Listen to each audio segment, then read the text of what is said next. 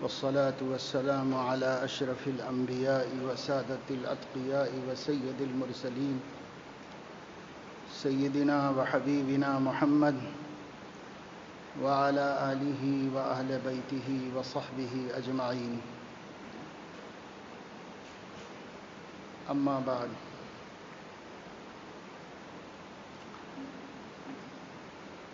قال الله تبارك وتعالى: ما أصابك من حسنة فمن الله وما أصابك من سيئة فمن نفسك. صدق اللہ العظیم.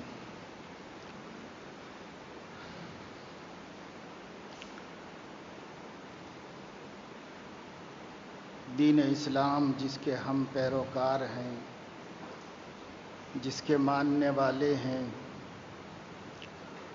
اور جس کے بنیادی عقائد کو قبول کر کے مسلمان کہلاتے ہیں، اس دین کی اساس، اس کی بنیاد، اس کا بیس وہ عقیدہ توحید ہے.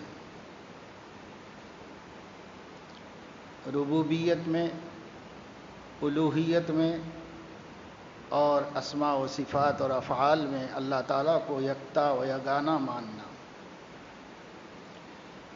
یعنی تمام چیزوں کا خالق مالک ایک اللہ کو ماننا، ان کا پالنہار اور پرورش کرنے اور ضرورتیں پوری کرنے والا بھی اللہ تعالیٰ ہی کو ماننا. اور عقیدہ توحید کا یہ جو جز ہے، توحید ربوبیت، رب ہونے میں اللہ کو یکتا و یگانہ ماننا، یہ جز ایسا ہے کہ اس کو غیر مسلمین بھی مانتے ہیں. ایسا نہیں کہ ہم ہی مانتے ہیں، غیر مسلمین بھی مانتے ہیں.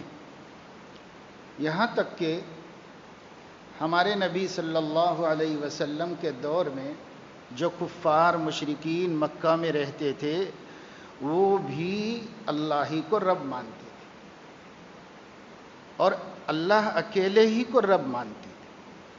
یعنی توحید ربوبیت سے ان کو اختلاف نہیں تھا، وہ اللہ کو ایک مانتے تھے. چنانچہ قرآن مجید میں 10 مقامات پر اللہ رب العزت نے یہ بات بیان فرمائی ہے کہ اے نبی صلی اللہ علیہ وسلم، آپ ان مشرکین سے جو آپ کے مخالف بنے ہوئے ہیں اور آپ کی دعوت کو نہیں قبول کر رہے ہیں، یہ پوچھئے کہ آسمان زمین سے تمہیں رزق کون دیتا ہے؟ تو اللہ نے فرمایا کہ وہ جواب میں اللہ کہیں گے. فَسَيَقُولُونَ اللَّهُ، وہ اس کے جواب میں اللہ ہی کہیں گے.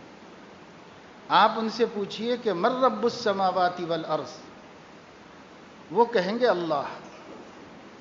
آپ ان سے پوچھئے کہ مَن رَبُّ الْعَرْشِ الْعَظِيمِ، تو وہ کہیں گے اللہ.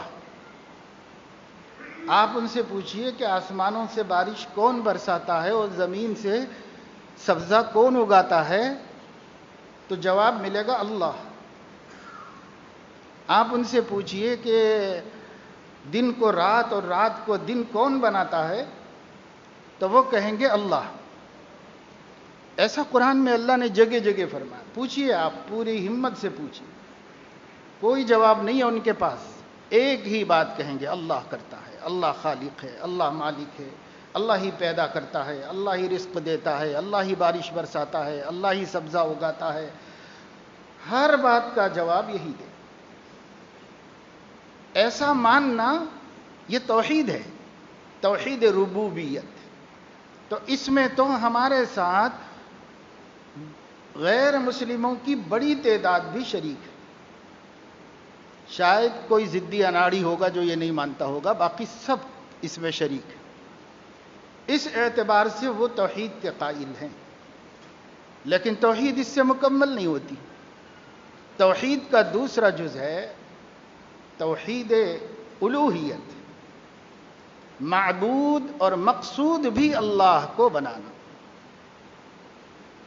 آپ نظر مانیں تو اللہ کی مانیں، آپ دعا کریں تو اللہ سے کریں، آپ کو سوال ہو تو اللہ سے کریں، مدد کی ضرورت ہو تو اللہ سے مدد مانگیں، آپ کو قربانی دینی ہو تو اللہ کے نام پہ دیں، آپ کو کوئی بندگی و عبادت کرنی ہو تو اللہ کی رضا کے لیے کریں.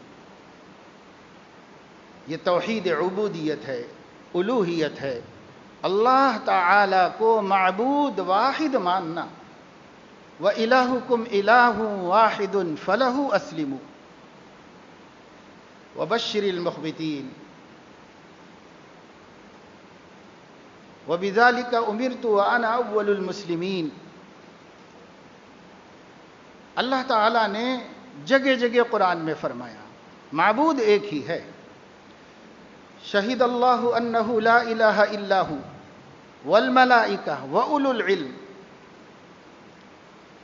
اللہ تعالیٰ گواہی دیتا ہے کہ اس کے علاوہ کوئی عبادت کے لائق نہیں، ڈرنے کے لائق نہیں، امید رکھنے کے لائق نہیں.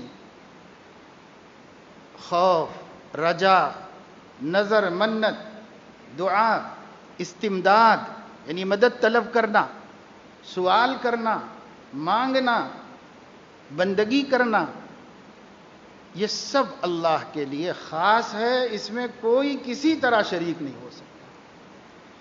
اس کو توحید الوہیت کہتے ہیں. اس سے اختلاف رہا ہر زمانے کے منکرین کو، اس سے اختلاف رہا. وہ پہلی والی بات تو وہ بھی مانتے تھے.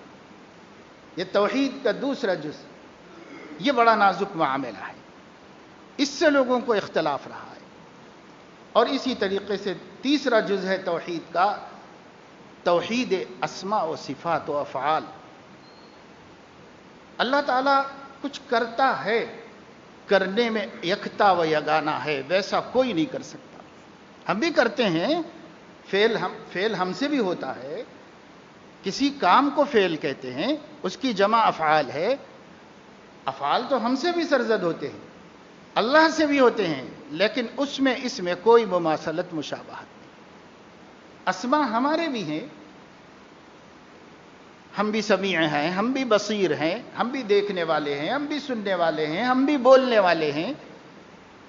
ہمارے اندر بھی کچھ قدرت ہے، ہمارے اندر بھی علم ہے. تو علیم ہونا، قادر ہونا، سمیع ہونا، بصیر ہونا، متکلم ہونا ہماری بھی صفت ہے. اللہ کی نام بھی ہے، لیکن اس میں زمین آسمان کا فرق ہے، بلکہ کوئی نسبت ہی نہیں. تو صفات میں اللہ کو اکیلا مانا، کوئی اس جیسی صفتوں والا نہیں، کوئی اس جیسے ناموں والا نہیں، اس کے ناموں میں کسی کی شرکت نہیں. ظاہری اعتبار سے، لغت اور معنی کے اعتبار سے اگر شرکت ہو بھی جائے تو حقیقت کے اعتبار سے کوئی شرکت نہیں ہے اللہ کے اسماء میں اور بندوں کے اسماء. اسماء، صفات، افعال، اس میں کسی کی شرکت نہیں. یہ دو توحیدیں ہیں جس کو ماننے میں مشرکین کو تردد ہے اور وہ پیچھے ہٹتے، وہ نہیں مانتے. پہلی والی سب مانتے ہیں، ہم بھی مانتے ہیں، وہ غیر بھی مانتے ہیں. وہ تو عقل باور کرتی ہے کہ بھائی کوئی ہے ہی نہیں تو کیوں مانے کہ ہم کون اس کا مالک ہے اللہ کے علاوہ. لیکن نبیوں نے جس چیز کی دعوت دی اس کے ساتھ ان دو باتوں کی بھی دعوت. اب توحید خالص، توحید کامل جس کو کہا جائے گا، وہ توحید وہ ہے جو یہ ان تینوں طرح سے ہو. خالق، مالک اور رب ہونے میں کسی کو شریک مت کرو، اکیلا اللہ ہے. اس کے معبود اور مقصود ہونے میں، معبود کا مطلب عبادت کرنے کے قابل.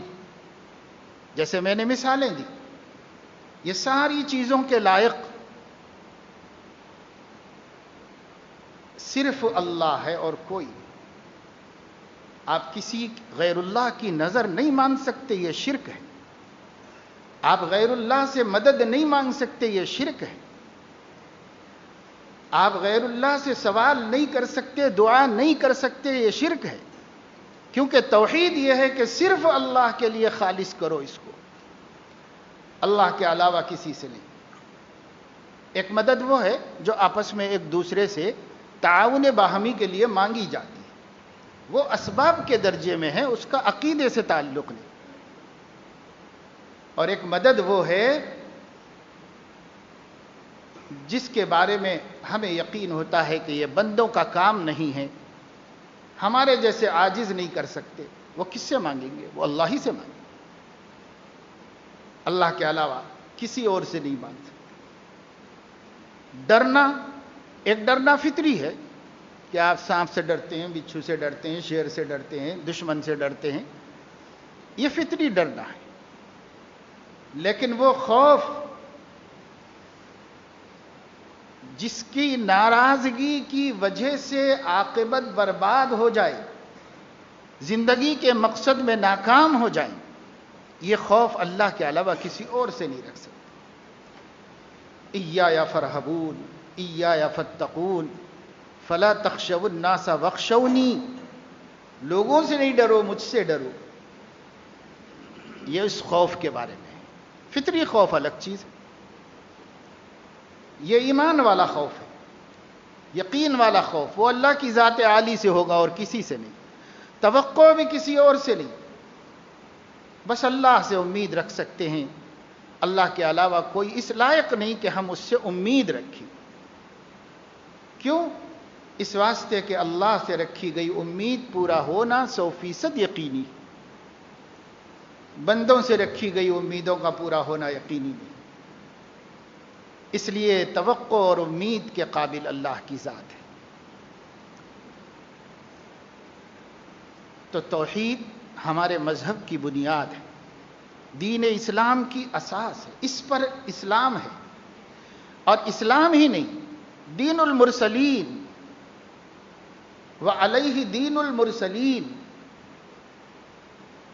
اہل سنت کا عقیدہ یہ ہے تمام پیغمبروں کے دین کی بنیاد اسی پر ہے۔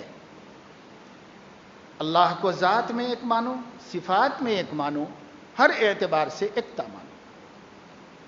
توحید ربوبیت کے بھی کمال پیدا کرو، توحید الوہیت میں بھی کمال پیدا کرو، اور اس کی اسماء و صفات و افعال میں اس کے ساتھ کسی کو شریک نہیں کرو۔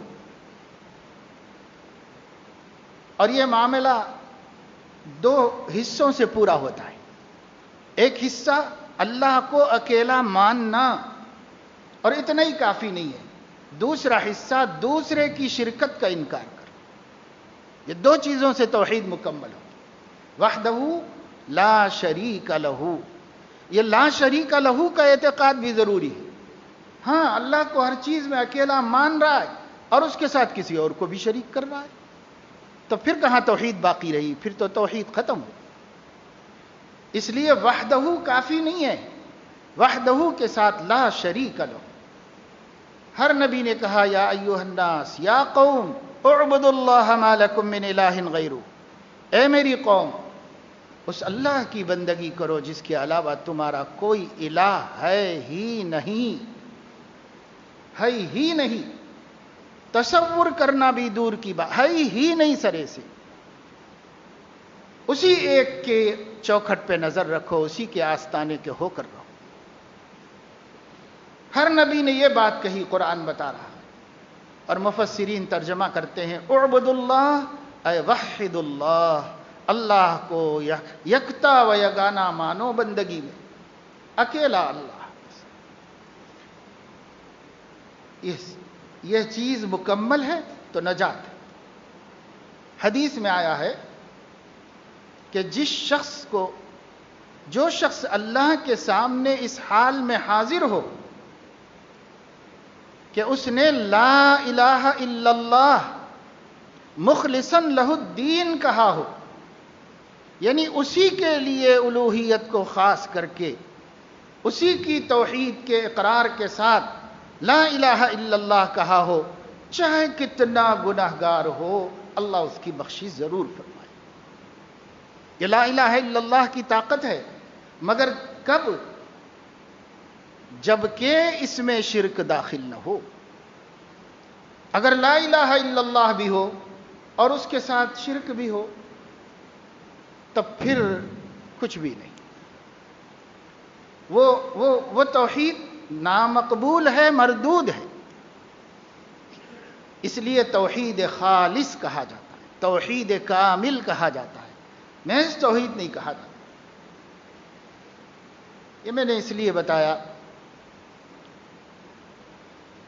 کہ میں سمجھتا تھا کہ کافی عرصے سے ماشاءاللہ لوگوں میں اچھی باتوں کے اتنا پھیلاؤ ہوا ہے، معلومات اتنی کثرت سے پھیلی ہیں، وسائل زیادہ ہو جانے کی وجہ سے گھر گھر کان کان میں توحید کی بات پہنچی ہے، تو شاید بہت سے مشرکانہ خیالات اب مسلمانوں میں نہیں رہے ہوں گے، اب مسلمان بات توحید کی سمجھ گئے ہوں گے۔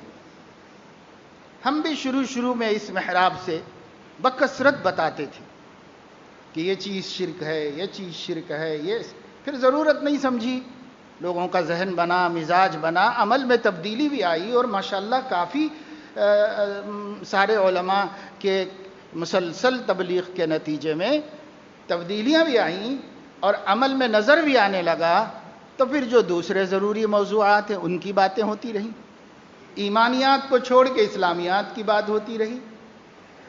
لیکن وقتاً فوقتاً تجربے سے یہ بات سمجھ میں آتی ہے کہ جاہلیت کے جراثیم وہ ختم ہوتے نہیں، وہ کہیں پڑے رہتے ہیں پھر سر اٹھاتے ہیں۔ اسی لیے نبی کریم صلی اللہ علیہ وسلم نے حجۃ الوداع میں فرمایا تھا، میں نے جاہلیت کے تمام عقیدوں کو اپنے پیروں کے نیچے رون دیا ہے، ہر شرک کو میں نے پیروں سے کچل دیا ہے، رون دیا ہے، پامال کر دیا ہے، اب خدا کے واسطے ان کو نہ نکالنا، نہ ابھرنے دینا۔ خطرہ تھا نبی پاک صلی اللہ علیہ وسلم، اور آپ نے یہ خبر بھی دے دی تھی، قیامت اس وقت تک قائم نہیں ہوگی جب تک کہ عرب بت بنا کر اس کے سامنے ناچیں گے نہیں۔ پہلے بھی ایک بت، ایک مادہ بت کہیے آپ، مؤنث عورت کا ایک مجسمہ تھا، عرب کا ایک قبیلہ اس کے سامنے ناچتا تھا جا کر۔ حضور نے فرمایا قیامت جب تک نہیں آئے گی جب تک کہ عرب اس بت کے آگے ناچیں گے نہیں۔ پھر سے اٹھے گا وہ بت، پھر سے نکالے جائیں گے پرانے خیالات، پھر سے نکالے جائیں گے جاہلیت کے عقیدے۔ اس کا خطرہ آپ نے بتا دیا تھا اور امت کو ڈرا دیا تھا کہ جس چیز کو میں نے پامال کر دیا ہے، میری امت ہونے کے ناطے تم اس کو سر اٹھانے نہ دینا، پھر بدعقیدگی کو اوپر آنے نہ دینا۔ لیکن لگتا ہے کہ رفتہ رفتہ لوگوں میں پھر جاہلیت کی باتیں آنے لگی۔ 2-3 دن کے دوران 2-3 احباب سے ملاقات میں اس کا مجھے تھوڑا اندازہ ہوا۔ ایک صاحب سے ملاقات ہوئی تو ان کے گھر میں بچوں کی شادی ہوئی تھی، تو میں نے ان سے کہا کہ کیا گھر میں سب خیر خیریت ہے، بہویں آپ کے گھر میں ہی ہیں یا اپنے گھر گئی ہوئی ہیں؟ میں کہ یوں خیر خیریت پوچھتے ہوئے 2-4 باتیں ان سے پوچھی، تو انہوں نے کہا الحمدللہ سب ٹھیک ٹھاک ہے، الحمدللہ سب گھر میں ہی ہیں، لیکن ایک بہو کے گھر سے فون آیا ہے کہ محرم کا مہینہ ختم ہونے والا ہے، آپ بچی کو بھیجا دیجئے، نہیں تو پھر سفر بھر ہم نہیں بلا سکتے اس کو، یہ مہینے کے بعد بلانا پڑے گا، اس لیے ذرا محرم ہی میں بھیج دیجئے تو آپ کی مہربانی ہوگی۔ اور 1-8 دن پہلے میں نے کسی سے پوچھا کہ آپ کی بہن کو دیکھنے کے لیے لوگ آنے والے تھے، کیا بات ہے، وہ آ گئے، ہو گیا رشتہ وغیرہ کا معاملہ؟ تو انہوں نے بتایا کہ ہاں ان لوگوں نے کہا ہے کہ یا تو ابھی 1-8 دن میں آ جائیں گے یا نہیں تو پھر سفر کا مہینہ گزرنے کے بعد آئیں گے۔ ایسے 2-3 واقعات ہفتے بھر میں کان میں پڑے تو مجھے اندازہ ہوا کہ جاہلیت ابھی بیٹھی ہوئی ہے دماغوں میں، ابھی نکلی نہیں ہے۔ اتنی دنیا روشن ہو گئی. کہا جا رہا ہے کہ ڈارک پیریڈ چلا گیا پیچھے، لیکن ہمارے عقیدوں کے اعتبار سے ابھی ہم ڈارک پیریڈ میں جی رہے ہیں. ابھی تک ہمارے ذہنوں میں یہ باتیں باقی ہیں، جو باتیں شیطان کی پیدا کی ہوئی ہیں، جو باتیں ابلیس کا مشن تھا، جو سیدنا محمد الرسول اللہ کے دین کے بالکل اگینسٹ اور خلاف تھا، جو اسلام کی بنیاد کو ڈھا دینے والا، عقیدے توحید کو برباد کر دینے والا عقیدہ مسلمانوں میں، ان کے گھروں میں، ان کی عورتوں میں موجود ہے. مرد لوگوں کو توفیق نہیں ہوئی کہ اپنے گھر کی عورتوں سے بدعقیدگیوں کا خاتمہ کریں. ہم نماز روزہ کر لے رہے ہیں، ہم کہہ رہے ہیں سب بیکار باتیں ہیں، نہیں چلتی، لیکن گھر میں جا کے بھیگی بلی بن کر انہی عقیدوں کو پال رہے ہیں اور اسی کو بچا کے رکھے ہوئے گھروں میں. اپنی بات نہ مانے بیوی تو جھگڑا ہو جائے، لڑائی ہو جائے، طلاق تک بات چلی جائے، اور اللہ کی بات نہ مانے، وہ توحید ہی کو توڑنے لگے تو سمجھانے کے لیے تیار نہیں، ذہن بنانے کے لیے تیار نہیں، ہمیں فکر ہی نہیں اس کی. اتنی اللہ کی قدر ہم کو ہے، اتنی ایمان کی قدر ہم کو ہے. سیدنا محمد الرسول اللہ صلی اللہ علیہ وسلم نے فرمایا، لا عدوى ولا طیرۃ ولا سفر. بیماریوں کے ایک دوسرے کو اپنے آپ لگ جانے کا عقیدہ صحیح نہیں ہے.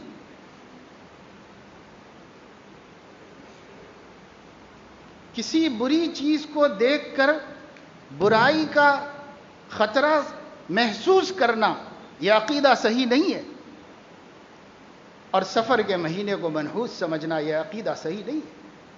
صحیح بخاری میں، صحیح مسلم میں یہ حدیث موجود ہے. حضور علیہ الصلاۃ والسلام نے ممبر سے اعلان فرمایا، معلوم ہوا کہ مکہ کے مشرکوں اور عہد جاہلیت میں بھی سفر کو منحوس سمجھا جاتا تھا. آج کا مسلمان بھی سفر کے مہینے کو منحوس سمجھتا ہے. آپ اپنے کیلنڈر میں اسلامی نام پڑھیے مہینوں کے. محرم الحرام، نہایت احترام کا مہینہ، عزت کا مہینہ. سفر المظفر، کامیابیوں اور فتوحات کا مہینہ. جن لوگوں کی توحید درست تھی اور جو لوگ صحابہ کے طریقے پر تھے، وہ لوگ سفر کے مہینے میں ہر نیک کام کرتے تھے. مکان بنانا ہو، شادی کرنا ہو، کاروبار کا آغاز کرنا ہو، کوئی اچھا کام کرنا ہو، سفر کے مہینے میں کرتے تھے. کیوں؟ سفر المظفر، المظفر کے معنی ہے مقاصد کا پورا کرنے والا، ہماری حاجات میں کامیابی دینے والا. ظفر کامیابی کو کہتے ہیں، مظفر کامیابی دینے والا، کامیاب مہینہ ہے. نام تو یہ چھاپا ہے کیلنڈر میں ہم نے، اور عقیدہ یہ رکھا ہوا ہے کہ اس کا ایک ایک دن منحوس ہے، اور خاص طور سے 13 تاریخ منحوس ہے، اور بعض کے نزدیک 13 دن منحوس، کسی کے دن آخری چہارشنبہ، اور کیا کیا کیا کیا بنا رکھا ہے. کیسی کیسی چیزوں کو ہم نے ختم کر دیا صرف دنیا کے خاطر، لیکن ایمان کے خاطر ان عقیدوں کو چھوڑنے کے لیے ابھی بھی مسلمان تیار نہیں. ابھی بھی ہے عقیدہ مسلمانوں کے اندر. ہمارے اس شہر کے واقعات میں نے آپ کو سنائی. جن لوگوں سے بات ہوئی وہ نہیں ہیں اس کے قائل، لیکن جن سے ان کا پالا پڑ رہا ہے، سابقہ پڑ رہا ہے، ان کے خیالات. تو میرے دوستو، یہ بات اب اچھی طرح ذہن میں بٹھا لو کہ اگر ان چیزوں کو ہم ختم نہیں کریں گے، ہم توحید لے کر خدا کے سامنے حاضر نہیں ہوں گے. اگر توحید کے ساتھ نہیں جائیں گے، کوئی طاقت ہماری بخشش نہیں کر سکتی. یہاں تک کہ پیغمبروں کی شفاعت بھی موحد کے لیے ہے، اور جو توحید میں ناقص نکلا اس کے لیے نبی کی شفاعت بھی نہیں. نبی نے خود فرما دیا، میری شفاعت لا الہ الا اللہ مخلصا لہ الدین، خالص توحید والے کے لیے ہے میری شفاعت، اور جس کی توحید مشکوک ہے اس کے لیے شفاعت نہیں. اور جب نبی نہیں کریں گے تو دوسرے انبیاء کیا کریں گے، اولیاء کیا کریں گے؟ کوئی نہیں کرے گا. تو نہ اللہ بخشے گا، نہ نبی شفاعت کرے گا. اس لیے اپنے عقیدوں کو صحیح سالم کرو. یہ کیا خرافات ہے کہ آدمی کہتا ہے کہ صاحب یہ پڑھے لکھوں کا زمانہ ہے، ترقی یافتہ دور ہے، لیکن خیالات وہی جو نبی نے پیروں کے نیچے دفن کر دیے تھے، آپ نے ان کو اٹھا کے اپنے سینے میں رکھ لیا ہے، اپنے دل کی زینت بنا لیا ہے، اپنا عقیدہ بنا لیا ہے. کیا ہماری بیوی اس طرح اللہ کے سامنے چلی جائے؟ کیا ہماری بیٹی اس طرح اللہ کے سامنے چلی جائے؟ ہماری ماں یہ عقیدے لے کر خدا کے سامنے حاضر ہو اور اللہ اس توحید کو قبول کر لیں گے؟ آپ کو رحم نہیں آتا؟ آپ کو ان کے اوپر مہربانی نہیں ہوتی؟ غور کرنے کی چیز ہے، بہت بڑا مسئلہ ہے میرے دوستو. اس مسئلے پر غور کرو، بار بار سوچو اس مسئلے کے اوپر. کیسی کیسی بدعقیدگیاں قائم ہیں. نبی کریم صلی اللہ علیہ وسلم نے فرمایا، جس کو بدشگونی نے راستے سے لوٹا دیا اس نے شرک کما لیا. بدشگونی لیتے تھے لوگ، کہتے تھے کہ بلی گزر گئی، لومڑی گزر گئی، اب واپس چلو راستے سے، اب ہمارا یہ سفر کھوٹا ہو جائے. یہ بدشگونی ہے. نیک شگون لینا جائز ہے، بدشگونی لینا حرام ہے. نبی پاک صلی اللہ علیہ وسلم نے اسے شرک فرمایا. آج ہمارے اندر بدشگونیاں ہیں. اس مہینے میں یہ ہوتا ہے، فلاں وقت یہ ہوتا ہے، فلاں تاریخ منحوس ہے، فلاں گھڑی منحوس ہے. نعوذ باللہ من ذالک. یہ بدشگونی ہے، کوئی منحوس نہیں. حضور علیہ الصلوۃ والسلام نے فرمایا، لا تسبوا اللیل والنہار والریاح.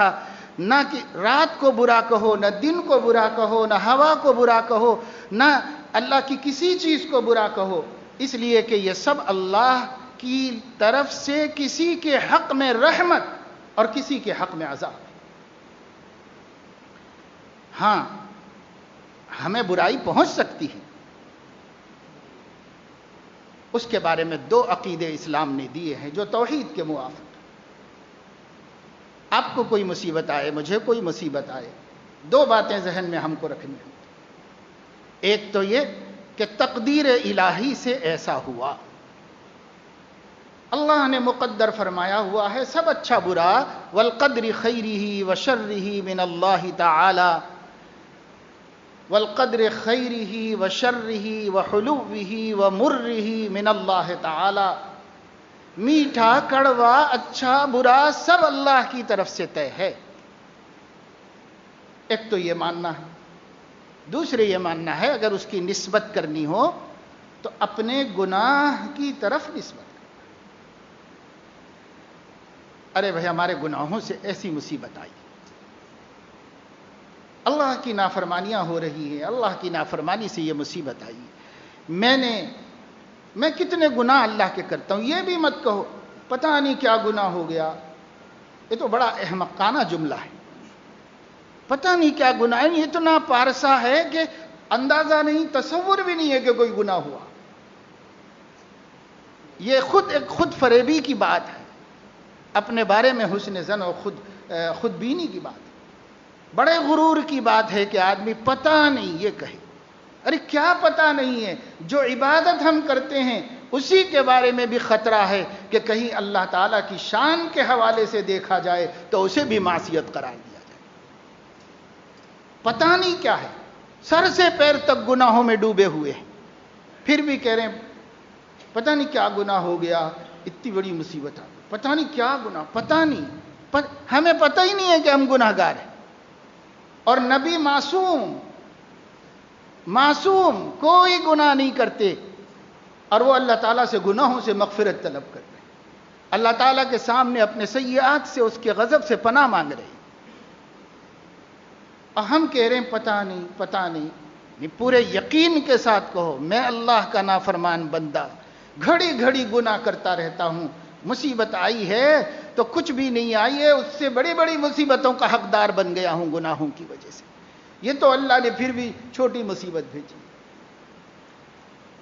اپنی طرف نسبت کرو، اور اگر بھلائی ملے، اچھائی ملے، اللہ کی ذات عالی کی طرف نسبت کرو کہ اللہ نے کرم فرما دیا، میں اس لائق تو نہیں تھا، اللہ نے کرم فرما دیا کہ یہ مہربانی کر دی میرے اوپر. اسی کو قرآن میں فرمایا، ما اصابک من حسنۃ فمن اللہ वमा असाबक मिन सय्यतिन फमिन नफ्सिक,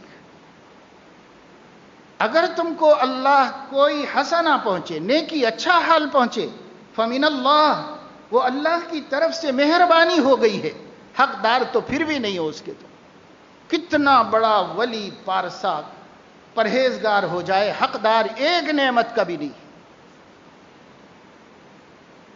एहसान है अल्लाह का, इनाम है अल्लाह ताला का, फضل है, उसकी मेहरबानी है। फमिन अल्लाह और मा असाबक मिन सय्यतिन, और अगर आपको कोई मुसीबत पहुंचे, फमिन नफ्सिक, अपने गुनाहों का नतीजा है। मा असाबकुम मिन मुसीबतिन फबिमा कसबत ऐदीकुम, तुमको जो मुसीबत पहुंचती है तुम्हारे गुनाहों का नतीजा होता है। तो इसलिए हमारे सामने भलाइयां आए तो अल्लाह की तरफ मंसूब करके उसके करम का शुक्रिया अदा करें, और बुराइयां आए तो न तकदीर को बुरा कहें, न नऊज़ बिल्लाह अल्लाह के फैसलों को बुरा कहें, और न उसको किसी महीने, दिन, रात, वक्त, टाइम की नुहूसत का असर समझें, बल्कि सिर्फ अपने गुनाह की नुहूसत समझें, अपने गुनाह का नतीजा समझें। यह है तौहीद वाला अकीदा। बाकी जो कुछ हमने बना रखा है कि साहब ये होता है, ये होता है, फला होता है, कुछ नहीं होता, सब अल्लाह के फैसले और अल्लाह की तकवीन है। हमारे गुनाह हमको मुसीबतों में डालते हैं, हमारे गुनाह हमको अल्लाह ताला के अजाबों में मुब्तला करते हैं। इसलिए ज़रा इसका मुज़ाकरा करो, इसके बारे में अपनी अपनी बस्ती के उलमा से सही मालूमात हासिल कीजिए। अगर कोई इश्काल है, जहन में कोई सवाल है, तो उनसे पूछिए, समझिए। हर मसले का हल सवाल है, शिफाउल अय्यि सुआल, जहालत का हल सवाल है। आप पूछिए उलमा से। आप अपने को बेनियाज समझते हैं, अपनी अक्लों से तय कर लेते हैं, आप उलमा से पूछिए, देखिए मुझे यहाँ ये इश्काल है, ये बात में मुझे ये इश्काल है, ये कि इस हदीस में ऐसा आया है और इस हदीस में ऐसा आया है, तो फिर मुझे जो बात समझ में नहीं आ रही है, टकराव दिख रहा है, आप पूछिए। नबी की कोई बात किसी बात से नहीं टकराती, कुरान की कोई बात किसी बात से नहीं टकराती, कोई हदीस किसी आयत से नहीं टकराती, लेकिन देखने में ऐसा समझ में आता है। जब उलमा से समझेंगे उसका हल हो जाएगा, बात समझ में आ जाएगी। फिर अकीदे को समझने के बाद अपने घर में इसकी तालीम कीजिए, अपने बाल बच्चों में इसका जिक्र कीजिए, अपनी बहू बेटियों को समझाइए, ताकि पहले से कोई गलत अकीदा चला आ रहा है तो दुरुस्त हो जाए, मरने से पहले दुरुस्त हो जाए। अगर यही लेके मरेंगे तो फिर तो बड़ा ख़तरा है, बड़ा ख़तरा है।